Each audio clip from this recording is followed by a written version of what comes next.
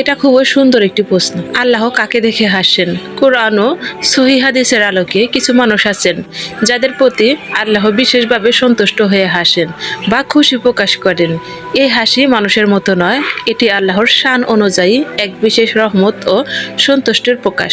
আপনি কি জানেন কোন 4 প্রকার ব্যক্তির দিকে তাকিয়ে মহান আল্লাহ তাআলা হাসেন? আপনি কি জানতে চান সেই 4 প্রকার ব্যক্তি কারা? তাহলে ভিডিওতে একটি লাইক দিন এবং চ্যানেলটি সাবস্ক্রাইব করুন। আর এই 4 প্রকার ব্যক্তির তালিকাভুক্ত আপনিও আছেন কিনা তা কমেন্টে আমাদেরকে জানান। নাম্বার 1, যে ব্যক্তি ভয়ঙ্কর পরিস্থিতিতেও আল্লাহর উপর ভরসা রাখে। নবীজি সাল্লাল্লাহু আলাইহি ওয়াসাল্লাম বলেছেন, আল্লাহ সেই ব্যক্তির উপর হাসেন যে রাতের অন্ধকারে ভয়, কষ্ট ও বিপদের মাঝেও তাহাজ্জুদের নামাজে দাঁড়িয়ে যায়। হাদিস মুসনাদে আহমদ। নাম্বার 2, যে গুনাহ করার পর অনুতপ্ত হয়ে ফিরে আসে।